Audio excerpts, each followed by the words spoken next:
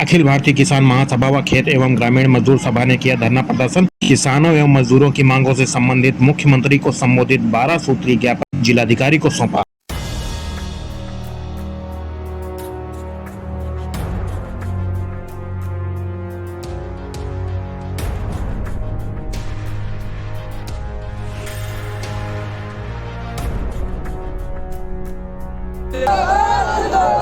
अभी तो ये लड़ाई है, अभी तो ये लड़ाई है,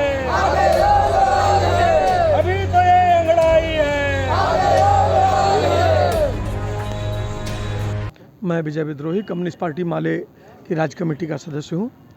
आज क्या ये धरना प्रदर्शन? आज जो है पूरे देश में Bhakpa Male, all India central council of trade unions AICCTU, Akhil Bharatiya Kisan महासभा, अखिल भारतीय खेत एवं ग्रामीण मजदूर सभा के संयुक्त तत्वाधान में तमाम सवालों को लेकर के हम लोग प्रतिवाद दिवस मना रहे हैं।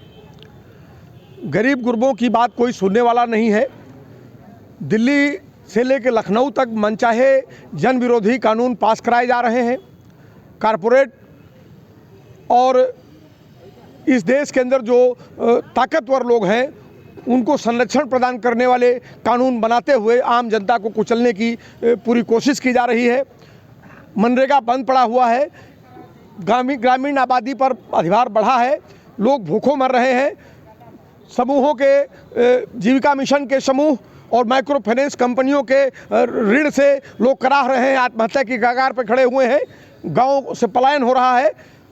पूरी तरह से आम जनजीवन अस्त व्यस्त है। पहले कहा बिजली आपको फ्री दे रहे हैं, आज 1,75,000 80,000 के बिल भेज दिए, उनके कनेक्शन सालों पहले काट दिए। मिट्टी का तेल इसलिए नहीं काट दिया कि उनको बिजली का कनेक्शन दे दिया। अंधेरा है घरों में, उनको आरसी की जा रही है।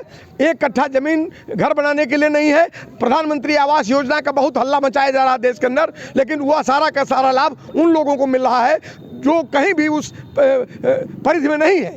जिनके 2 महल बने हुए हैं, उनके महलों के ऊपर महल बन रहा है, लेकिन झुग्गी झोपड़ी वाले लोग आज भी अपनी झुग्गी झोपड़ी में बैठे हुए हैं और न पंचायत उनकी बात सुनती है, न जिला उनकी बात सुनता है और न कोई विकास का कोई एक किरण उन तक पहुंचती है। ये तमाम सारे सवाल हैं जिनको लेकर के हम लोग गरीब गुरबों के सवालों को लेकर के आज यहाँ इकट्ठा हुए हैं और अपनी बात रखते हुए हम लोगों की जो प्रमुख मांग है उसमें हम लोगों ने कहा कि भाई जितना हमारा जो ग्रामीण मजदूर हैं, इनमें रायबरेली ज़िले के अंदर खास तौर से अगर देखा जाए तो 54,000 हेक्टेयर ज़मीन नजूल, सीलिंग से फादिल, गैर मजरूआ, जीएस बंजर है।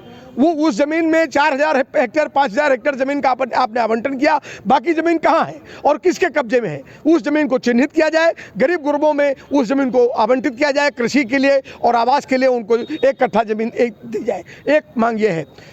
प्रधानमंत्री आवासीय योजना का हित लाभ उन्हीं लोगों को दिया जाना चाहिए जो लोग उसके पात्र हैं। आप कहते हैं कि 2011 की जो हमारी सर्वे सूची है उस सूची में इनका नाम नहीं है। 2011 से आप 2024 में खड़े हैं, आप दोबारा सर्वे क्यों नहीं कराते हैं? दोबारा बीपीएल सूची आप क्यों नहीं बना रहे हैं? तो एक मांग हमारी ये भी है कि यह हित लाभ देने के लिए और तमाम अन्य लाभ देने के लिए आप बीपीएल सूची का फिर से सर्वे करा करके नई बीपीएल सूची बनाई जाए। और 14 साल बहुत लंबा समय होता है, 14 साल में दुनिया कहाँ से कहाँ पहुँच जाती है। ये हमारा एक सवाल है। और इसी तरह तमाम अन्य सवाल हैं जिनमें कुछ मजदूरों के सवाल हैं। एक सवाल राष्ट्रीय पैमाने पर है जो भारत के राष्ट्रपति महोदया को भेजे जाने वाले मांग पत्र का हिस्सा है, जिसमें मोदी सरकार ने उस समय जब संसद के सारे सांसदों को निलंबित करके 150 सांसदों को बाहर कर दिया, मोदी सरकार ने 44 श्रम कानूनों को ख़त्म करके और 4 श्रम संहिताएं बना दी। यानी कि इस देश के मजदूरों को आपने इस देश के पूंजीपतियों के चरणों में फेंक दिया। तो पूरे देश के अंदर आज एक प्रतिवाद हो रहा है कि वो 44 श्रम कानून बहाल किए जाएं और ये गुलामी का जो 4 श्रम कोड है इसे वापस लिया जाए। इन तमाम सारे सवालों को लेकर के हम लोग यहाँ इकट्ठा हैं। ये आंदोलन राष्ट्रीय पैमाने पर और स्थानीय स्तर पर चलता रहेगा और ये प्रतिवाद है और ये आज छोटा है, कल बड़ा होगा और बड़ा होगा। तो गरीब गुरबों के सवाल जब तक हल नहीं होंगे ये लड़ाई जारी रहेगी।